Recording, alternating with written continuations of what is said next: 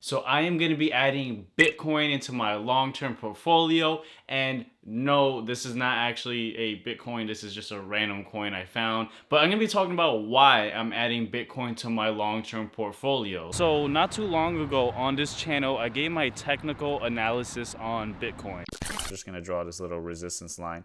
And I'm also going to put an alert so I'm aware of what's going on. So when this crosses above this area, guess what? I'm going to get an alert, and that's when I'll enter Bitcoin. So Bitcoin broke the level that I was talking about in that last video, and I said I was going to enter in Bitcoin once it breaks that level for one particular reason, and that is because I was saying that, Bitcoin had its all-time peak in 2018, 2017 really, and ever since then it dropped down, and it was just a dying breed of, an investment, right? Bitcoin was done, finished. People were like, Bitcoin's over. Then, it hit, 3,000, and then it started coming up, then it started coming down, right? Now, keep in mind, in this video for the technical analysis, I also want to point out that I'm looking at the Bitcoin futures. So if anyone comments down in the comment section, you're not looking at Bitcoin, you're looking at the Bitcoin futures. I'm aware of that. I just want to put that out the way. But anyways, so Bitcoin, I was saying, it is coming close to the peak in 2017 when Bitcoin was at $20,000, right? And I said, this could be a possible resistance. Bitcoin is having this major run up, and it could possibly touch this area and bounce down. However, if it breaks that area of resistance, then Bitcoin has the potential to go higher, right? Now, I'm not saying Bitcoin's going to hit 600,000, 500,000. I'm not claiming that, right? But in that video, I was also talking about Bitcoin is now getting funded by major corporations, because in that video I was talking about how Bitcoin had this run up with really a lot of retail investors, a lot of people like you and me, right, just buying Bitcoin.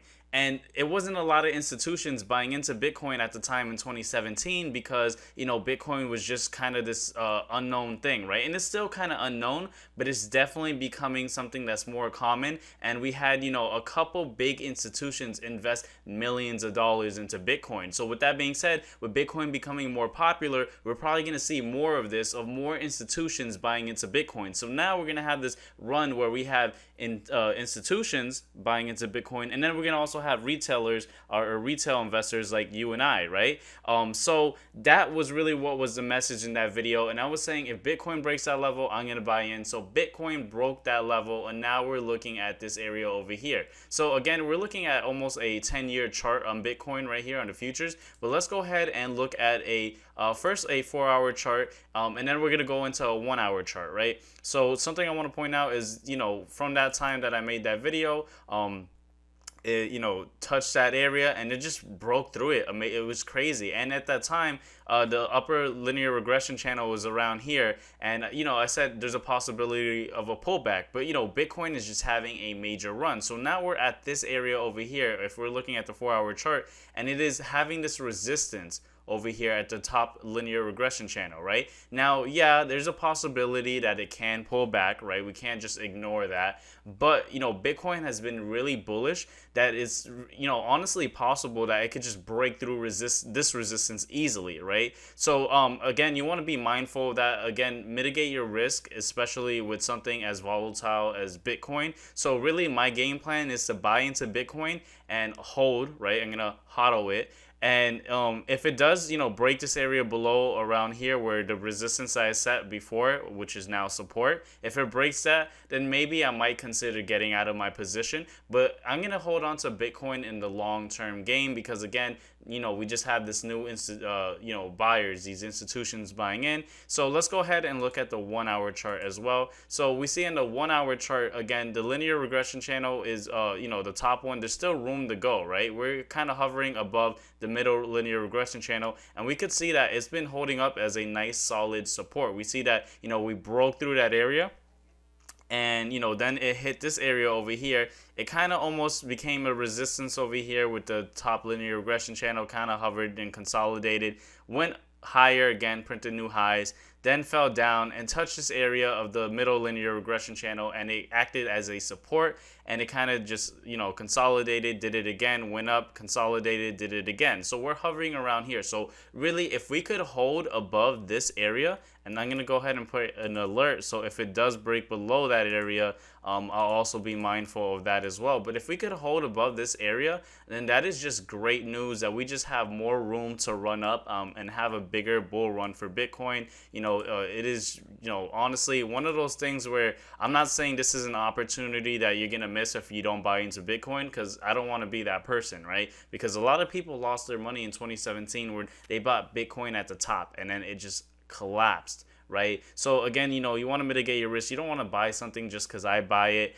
That's something that I noticed on this channel, that a lot of times, I'm going to say for the most part, my technical analysis is pretty accurate. I did a recent video on Neo and it was sniper accurate. But you don't want to trade just because of what I say. I just try to present the opportunity. And if you see value in it yourself, then by all means take the trade. But I notice people kind of copy me, and so it does work out for them for the most part. But what if I'm wrong, right? So with that being said, I just wanted to make a video kind of just announcing that I am buying Bitcoin, and I'm not even trading it. I am actually holding on to it for the long term, because I'm actually very bullish on Bitcoin now. I was skeptical when it was at that area. I thought, hey, maybe we might touch this area and just collapse down again, right? But with that being broken, that just shows me that there's more room to go. So with that being said, there you guys have it. This is why I am buying into Bitcoin, and I still don't know why I'm holding that random coin. Anyways, make sure to hit that like button if you haven't done so already. It really does help out with the YouTube algorithm. And also consider checking out the links in the description below, because the first link is going to be a link to my free Facebook group, and it's essentially a community that I'm building of individuals interested in trading and investing in the stock market. So if you want to be a part of that community, then go ahead and check out that link in the description below. It's going to be the first one.